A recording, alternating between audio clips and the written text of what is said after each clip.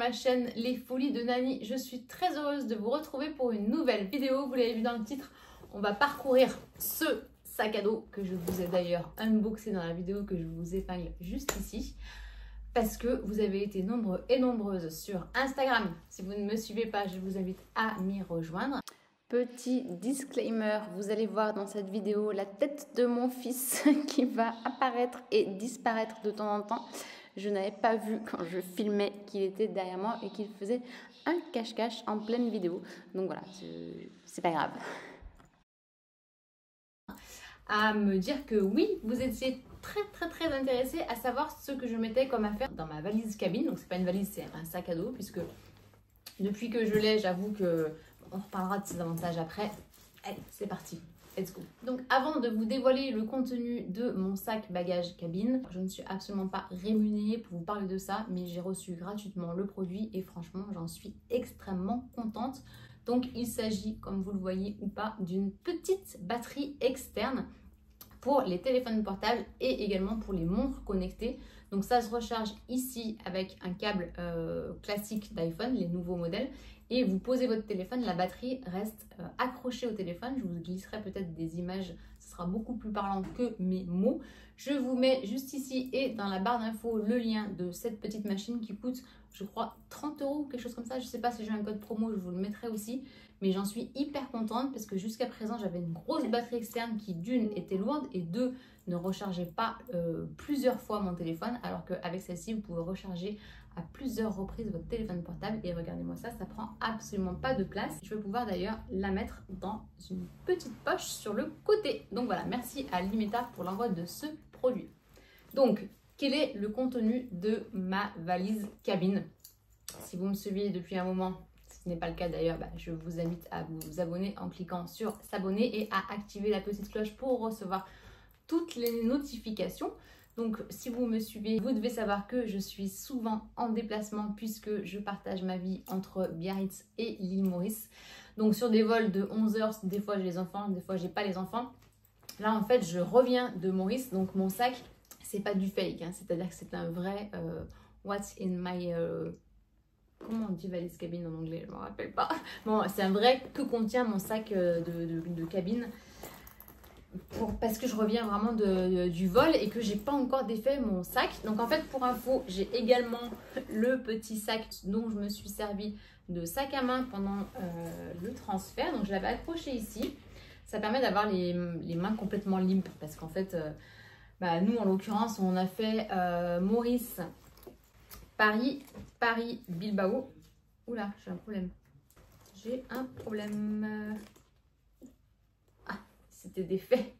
Donc oui, je vous disais, on a fait Maurice, Paris, Bilbao. Vous devez me voir un petit peu dépité, mais en fait, je vois mes billets d'avion là et je vois les numéros des valises accrochés au billet puisque nous n'avons pas eu nos valises à l'arrivée à Bilbao. Donc déjà qu'on rentrait le soir tard, qu'il nous restait encore plus d'1 heure de route pour arriver à Biarritz. Nous avons eu la joie d'apprendre que nos valises n'avaient pas suivi le vol et qu'elles étaient restées à Paris. Donc là, on n'a aucune valise soute. Bon, donc petit conseil numéro 1, prendre en photo vos valises qui partent dans la soute et surtout, s'il vous plaît, ne rien laisser de valeur dans les bagages soute. Parce que c'est la deuxième fois que ça arrive qu'on nous perd nos valises. C'est jamais un moment très sympathique. Donc, quand c'est au retour, c'est un peu moins pire qu'à l'aller, si j'ai envie de vous dire. Mais là, donc, on est le lendemain de notre arrivée.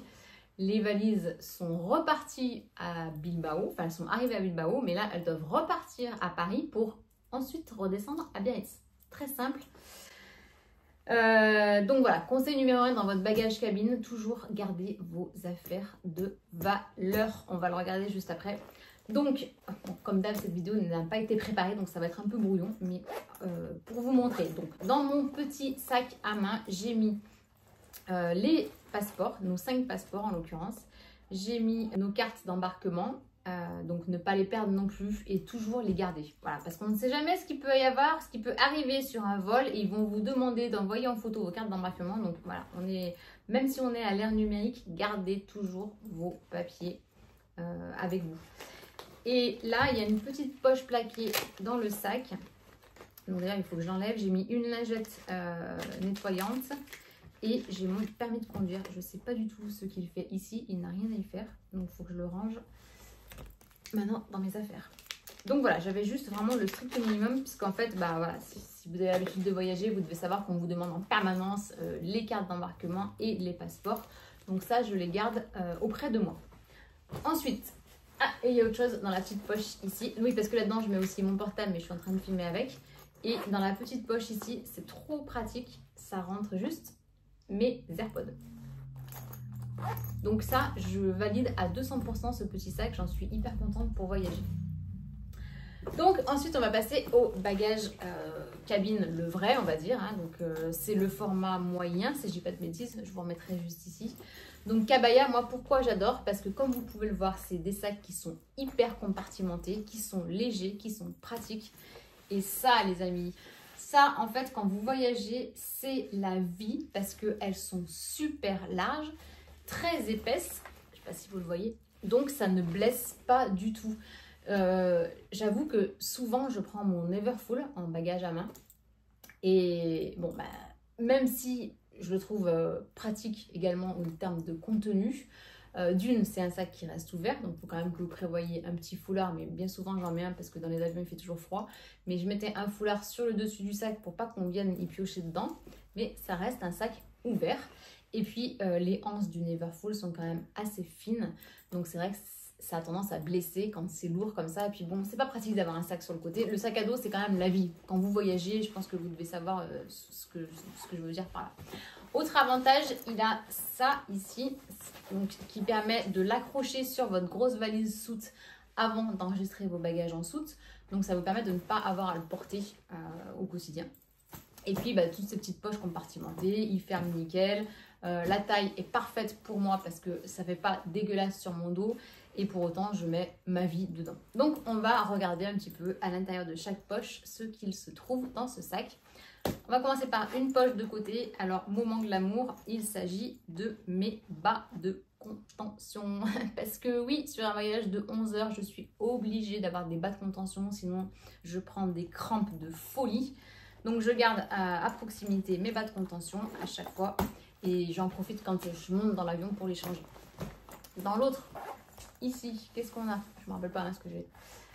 Des Doliprane, donc pareil, je vous conseille d'apporter toujours un petit peu de médicaments d'urgence si jamais vous prenez un gros mal de tête. Moi ça peut m'arriver, vous connaissez mieux que moi vos problématiques. Ensuite là, alors j'ai vu tout à l'heure, j'ai ouvert et je me suis dit tiens, ça n'a rien à faire là parce que normalement ça devrait être dans un petit sachet transparent fermé puisqu'il y a certains produits qui sont liquides, par exemple un petit déo de chez Respire, le mini déo. Alors vu qu'il est en bille, peut-être que c'est pas considéré comme un produit liquide, mais je pense que si.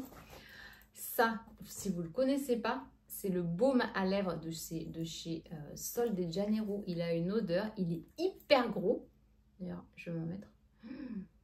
Il a une odeur, mais c'est réconfortante, vraiment. J'ai un paquet de chewing-gum. Bon, je voyageais avec les enfants, donc il y avait beaucoup plus de bouffe que ça à l'aller, parce que moi ils sont toujours faim. J'ai ça, donc je ne vais pas prononcer le mot puisqu'il est juste derrière moi. Vous avez dû l'apercevoir de temps en temps. J'ai ça j'ai eu dans l'avion, un caramel. Et j'ai un stick de protection solaire qui ne me sert absolument à rien dans l'avion. Donc je ne sais pas pourquoi il est là. Certainement que j'avais dû l'oublier quand j'ai fait la valise. Donc ça c'est pour la poche avant. Le labello c'est la vie, hein. Franchement, le stick, le baume à lèvres, prévoyez-en si vous faites des longs courriers, c'est impératif. Donc quand on l'ouvre, pour rappel, voilà comment il s'ouvre. Il se présente comme ça, donc on a accès vraiment à l'intégralité du sac, comme ça, d'un coup d'un seul. Alors moi, par exemple, ici, normalement, c'est censé être la poche dans laquelle vous allez mettre votre ordinateur, puisque vous voyez, elle a un petit rabat et elle est et ça, c'est molletonné. Vous voyez, je ne sais pas si vous voyez ce que je veux dire. Moi, mon ordinateur, c'est le 15 Pro Max. Il ne rentre pas dans cette poche, donc je le mets par devant.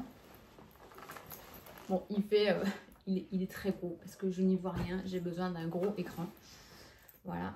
J'ai également mon chargeur. Alors, pas de grand intérêt de l'emmener parce que moi, dans les vols que j'ai pris, on ne pouvait jamais charger les ordinateurs.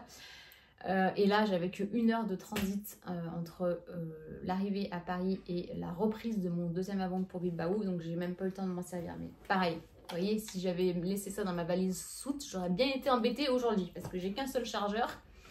Donc, j'aurais été mal. Ça. Mais comment j'aurais pleuré si j'avais perdu ma valise? Parce que vous devez savoir ce que c'est. Il s'agit de mon petit sac Chanel. Donc, pour rien au monde, je l'aurais laissé dans la soute. Par contre, j'ai oublié de mettre des affaires dedans pour qu'il garde quand même sa forme. Donc ça, c'est une petite faute professionnelle. J'aurais dû faire autre chose. Donc, ma conseillère a été un amour puisque, comme vous devez le voir, elle m'a fait passer un dust bag blanc pour pas que la couleur déteigne. Parce qu'à la base, le dust bag de ce sac était noir, enfin est noir, je l'ai toujours, et j'avais trop peur que le bleu azur comme ça décolore, donc elle m'en a fait passer un noir. Ensuite, ça je le laisse, hein, c'est Cabaya qui fournit un petit sambon à la lavande, donc je le laisse au fond du sac. Bon, je n'ai pas l'impression qu'il sente beaucoup en ce moment, mais j'ai mes lunettes de vue, j'ai mes 2 carnets, donc ça c'est mon bullet journal et ça c'est mon carnet YouTube sur lequel je me marque des idées de vidéos, j'essaye de préparer mes vidéos quand je peux. Pour info, j'ai oublié de mettre mon livre. Le livre que je lis en ce moment est resté à Maurice et croyez-moi, sur un vol de jour, il m'a énormément manqué. Je n'avais ni de livre ni de magazine et ça m'a vraiment manqué. J'ai mes lunettes de soleil, donc j'avais amené 2 paires que j'ai ramenées parce que pareil, c'est au prix des lunettes de soleil, j'avais pas du tout envie qu'elles restent sur place. J'ai un short puisque je suis partie en short de la maison parce qu'il faisait très chaud même le matin et je me suis changée dans l'avion, donc j'avais mis un legging, pareil, toujours mettre une tenue de rechange. J'avais également un t-shirt mais je sais pas, je le vois plus. J'ai 2-3 autres choses pour les enfants. Dans la petite poche plaquée ici, j'ai juste, ici vous verrez mieux, hop, ici, j'ai juste laissé en fait l'étiquette du sac et sa facture. J'ai gardé ça, vous savez, j'avais eu en cadeau le porte-monnaie, mais il n'y a rien dedans. Et ici, j'ai mis un paquet de mouchoirs, des cartes. Regardez comme elles sont belles, des cartes que j'ai achetées à Maurice. Elles sont trop belles. D'ailleurs, ça me fait penser que je vous ai filmé la vidéo de ce que j'ai acheté à Maurice et je ne vous ai pas parlé de ça. J'amène toujours des petits échantillons de crème hydratante parce que dans l'avion, c'est hyper important de s'hydrater. Ça, ce sont des médicaments pour les très gros maux de tête et j'ai des post-it qui ne me servent pas à grand chose mais qui vont avec mon bullet. Et vous avez été nombreux et nombreuses pour les fans de Cabaya à me parler de cette petite poche secrète. Donc effectivement, vous avez... Ah, mais elle est grande, je ne savais pas qu'elle était si grande. Bah tiens, je vais mettre le porte-monnaie dedans. Vous voyez la taille du porte-monnaie? Et ben je pense qu'il rentre là. Ouais, il rentre complètement. Donc voilà, le sac est complètement vide. Et vous venez de voir l'intégralité de ce que j'emmenais avec moi en bagage cabine. Voilà, donc est-ce que selon vous, j'oublie des essentiels? Quels sont vos essentiels pour vos bagages cabine quand vous faites des vols long courrier? J'espère que la vidéo vous aura été utile si vous voyagez ou si vous avez prévu de voyager. Je trouve que c'est toujours intéressant de savoir ce que les autres emportent avec elles. En principe, ce que je fais, c'est que le sac reste ouvert dans mon dressing 2-3 jours avant le départ et je mets à l'intérieur tout ce que je sais dont je ne vais pas me servir sur les 2-3 jours avant le départ mais que je veux impérativement emmener avec moi dans l'avion. Je ne sais pas si c'était clair. Et après, le jour du départ ou la veille, en fonction de l'heure à laquelle je pars de la maison, et ben je compartimente le sac et je l'organise correctement.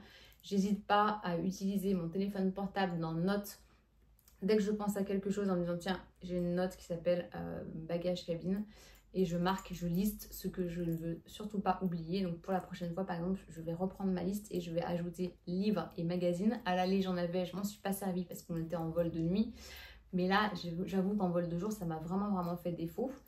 J'apporte aussi quand même, je tiens à le dire, un peu à manger parce que sur des vols long courrier de 11 heures, des fois vous êtes complètement décalé par rapport à l'heure à laquelle ils vous fournissent les repas. D'une compagnie à une autre, les repas ne sont pas tous équivalents.